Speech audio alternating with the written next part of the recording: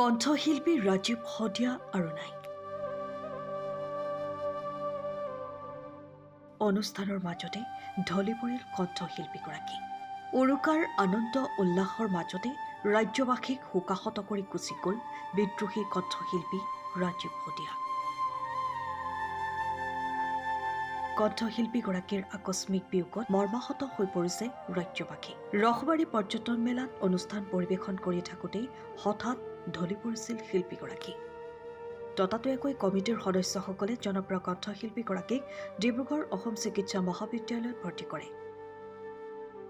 চিকিৎসাধীন অৱস্থাতে শেষ নিশ্বাস ত্যাগ কৰে মৰমৰ শিল্পীগৰাকীয়ে। হৃদযন্ত্ৰৰ ক্ৰিয়া বন্ধ হৈ শেষ নিশ্বাস ত্যাগ কৰে শিল্পীগৰাকীয়ে। জনপ্ৰিয় কণ্ঠশিল্পীগৰাকীৰ তিনিচুকীয়াৰ বাসগৃহলৈ লৈ অনা হয় নশ্বৰ দেহ। তিনিচুকীয়াৰ থানা চাৰিআলিত ৰাজীৱ শদিয়াক ৰাজহুৱাকৈ বিভিন্ন জাতীয় জনগোষ্ঠীয় দল সংগঠন তথা শুভাকাংক্ষীসকলে শেষ শ্ৰদ্ধাঞ্জলি জনায়। জাতিৰ সংকটৰ সময়ত জনতাৰ পক্ষত থাকি গীতৰ জৰিয়তে জনমত গঠন কৰাৰ লগতে জনতাৰ সৈতে সদায় থিয় দিছিল ৰাজীৱ শদিয়াই। থানা চাৰিআলিত শ্ৰদ্ধাঞ্জলি জ্ঞাপনৰ পাছতেই ৰাজীৱ শদিয়াক সমদল কৰি লৈ যোৱা হয় গেলাপুখুৰীস্থিত বাসগৃহলৈ আৰু পৰৱৰ্তী সময়ত শদিয়াস্থিত নিজা স্থায়ী বাসগৃহলৈ লৈ যাব আৰু তাতেই শেষকৃত্য সম্পন্ন কৰা হ'ব। ৰাজীৱ শদিয়া টপচেঙাৰ এজন যুৱক, যিজন যুৱকে সৰুৰে পৰাই গীত গাইছিল আৰু গীত গাওঁতে গাওঁতে সমাজৰ চাৰিও দিশৰ অৰাজকতা, অনীতি, অন্যায় এইবিলাক দেখি তেওঁ সহ্য কৰা নাছিল আৰু তেওঁ পৰৱৰ্তী অৱস্থাত এই অন্যায়, অনীতি, দুৰ্নীতিৰ বিৰুদ্ধে গান গাবলৈ আৰম্ভ কৰিলে। মানুহৰ দুখ বেদনাৰ কথা গানৰ মাজেৰে ক'বলৈ আৰম্ভ কৰিলে। মানুহৰ সমস্যাৰ কথা গানৰ মাজেৰে ক'বলৈ আৰম্ভ কৰিলে আৰু তেনেধৰণেই মানুহৰ মাজত তেওঁ এক প্ৰকাৰ জনপ্ৰিয় হৈ পৰিছিল। কিন্তু তেওঁ কোনোদিন অৰ্থৰ পাছত দৌৰা নাছিল। সুন্দৰ গান গাইছিল, গীত ৰচনা কৰিছিল, সুৰ কৰিছিল। তথাপিও তেওঁ লাখ লাখ টকা লৈ মঞ্চত গীত গোৱাৰ কথা কাহিনী ভবা নাছিল। যি দিয়ে তাকেই তেওঁ গ্ৰহণ কৰিছিল। এনেদৰে তেওঁ সংসাৰ চলিছিল খুব অনাটনৰ মাজেদি। তেওঁ এটি সন্তান, পুত্ৰ সন্তান, পত্নী আছে। কিন্তু তেওঁ কহানিও ভবা নাছিল যে মই গানক সৈন্য হিচাপে কৰি ইয়াৰ পৰা মই লাভ অৰ্জন কৰিম, তেওঁ সেইটো কথা ভবা নাছিল। গতিকে গীত গাইছিল তেওঁ মানুহৰ কাৰণে। আৰু সেইজন যুৱকে কালি ফিলবাৰী এটা অনুষ্ঠানত গীত গাই থাকোঁতে হঠাৎ তেওঁ ঢলি পৰে। তাৰপিছতে তেওঁ ডিব্ৰুগড় অসম চিকিৎসা মহাবিদ্যালয়লৈ লৈ যোৱা হয় আৰু তাত গম পায় যে আচলতে তেওঁ বৰ বেয়া ধৰণে হৃদৰোগত আক্ৰান্ত হ'ল আৰু তাতেই তেওঁ মৃত্যু ঘটিল।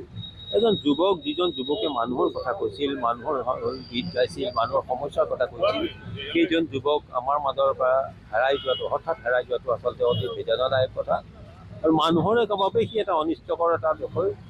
গতিকে মই ভাবিছোঁ এই যুৱকজনটো আৰু ঘূৰি নাহে, কিন্তু তেওঁলোকৰ পৰিয়ালটো আছে। এই পৰিয়ালটোৰ কথা যাতে আমাৰ ৰাইজে ভাবে, আমাৰ চৰকাৰেও ভাবে। তেওঁৰ এতিয়া 7 বছৰীয়া সন্তান, এই সন্তানৰ পঢ়া শুনাৰ কথা আছে, পৰিয়ালটো চলি থকাৰ কথা আছে।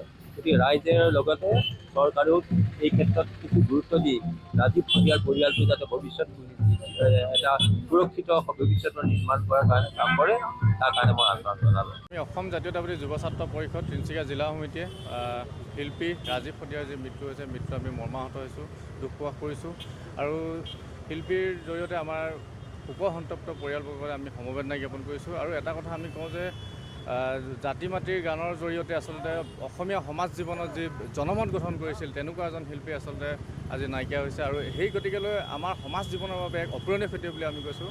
আৰু এই ক্ষেত্ৰত আমাৰ তিনিচুকীয়া জিলা সমিতিয়ে অথবা তিনিচুকীয়া আঞ্চলিক সমিতিৰ জৰিয়তে আমি ইয়াত শ্ৰদ্ধাঞ্জলি অনুষ্ঠান আমি অনুষ্ঠিত কৰিম আৰু ইয়াৰ পৰৱৰ্তী পৰ্যায়ত আমাৰ শদিয়া আঞ্চলিক সমিতিয়ে শ্ৰদ্ধাঞ্জলি জনাব আৰু ডুমডুমাত শ্ৰদ্ধাঞ্জলি জনাব। গতিকেলৈ আমি আশা কৰিছোঁ এনেকুৱা ধৰণৰ দুখৰ বতৰা অনাগত দিনত যাতে নাহে আৰু তেখেতৰ পৰিয়ালবৰ্গলৈ আমি পুনৰবাৰ আমি সমবেদনা জ্ঞাপন কৰিছোঁ।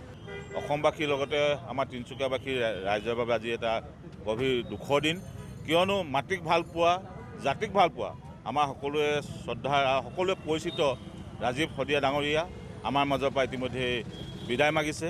তেখেতৰ আত্মাৰ সদ্গতিৰ কাৰণে আমি ভগৱানৰ ওচৰত প্ৰাৰ্থনা জনাইছোঁ আৰু তেখেতৰ পৰিয়ালবৰ্গক সাহস আৰু প্ৰেৰণা আৰু ধৈৰ্য ধৰিবৰ কাৰণে আমি সদৌ অসম ছাত্ৰ সন্থাৰ পবিত্ৰ মজিয়াৰ পৰা আমি আহ্বান জনাইছোঁ। ৰাজীৱ শদিয়া ডাঙৰীয়া এনেকুৱা এজন ব্যক্তি আছিল যি তেখেতৰ নিজৰ জাতি আৰু মাটিৰ জাতি আৰু ভেটি ৰক্ষাৰ কাৰণে যিকোনো পৰ্যায়ত তেখেতৰ গানৰ জৰিয়তে নিজৰ বিপ্লৱিক ধাৰাটো কিন্তু অক্ষুণ্ণ ৰাখিছিল। সেইকাৰণে তেখেতৰ মৃত্যুত আমি সদৌ অসম ছাত্ৰ জনতা গভীৰ মৰ্মাহত হৈছোঁ আৰু পুনৰবাৰ তেখেতৰ আজি আমি তিনিচুকীয়া থানা চাৰিআলিত তিনিচুকীয়া বিভিন্ন জাতীয় জনগোষ্ঠী সংগঠনৰ সহযোগত আমি শ্ৰদ্ধাঞ্জলি অনুষ্ঠানটো আমি আয়োজন কৰিছোঁ।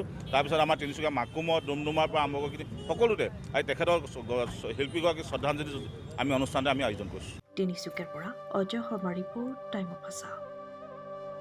সময়ৰ খবৰ সময়ত পাবলৈ ফ'ল' কৰক টাইম অফ আছা।